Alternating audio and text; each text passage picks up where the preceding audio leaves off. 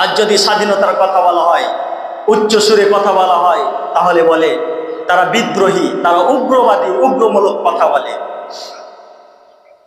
একে একে শেষ করিলাম, সবার দেখা করলাম শেষ, দেখতে দেখতে গোল্লাই গেল আমার সোনার বাংলাদেশ। নৌকাও দেখলাম, ধানের শীষ দেখলাম, নাঙ্গলও দেখলাম, দেখতে দেখতে আমার সোনার বাংলা এখন রূপার বাংলায় পরিণত হয়ে গেছে। একে একে সব দেখিলাম, সবার দেখা করলাম শেষ, দেখতে দেখতে গোল্লাই গেল আমার সোনার বাংলাদেশ।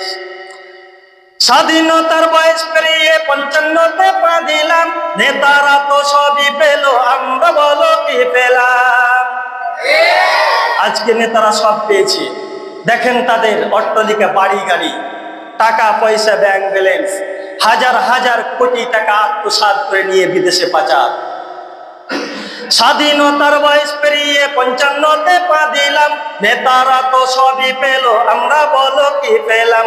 নেতা নেত্রীর গুতাগুতি, জনগণের কর্মশেষ, নেতা নেত্রীর গুতাগুতি, জনগণের কর্মশেষ, দেখতে দেখতে গোল্লাই গেল আমার সোনার বাংলাদেশ, দেখতে দেখতে গোল্লাই গেল আমার সোনার বাংলাদেশ।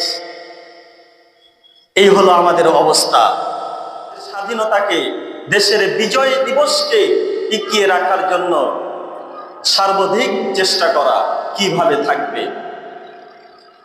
কারণ রাসূল সাল্লাল্লাহু আলাইহি ওয়াসাল্লাম আমাদেরকে শিক্ষা দিয়েছেন, শিক্ষা দিয়ে গিয়েছেন আমাদেরকে তার আদর্শ সৈনিক হিসাবে কিভাবে তৈরি হতে হবে, সেই দিক নির্দেশনামূলক সব কিছুই আমাদেরকে রাসূল দেখিয়ে গিয়েছেন।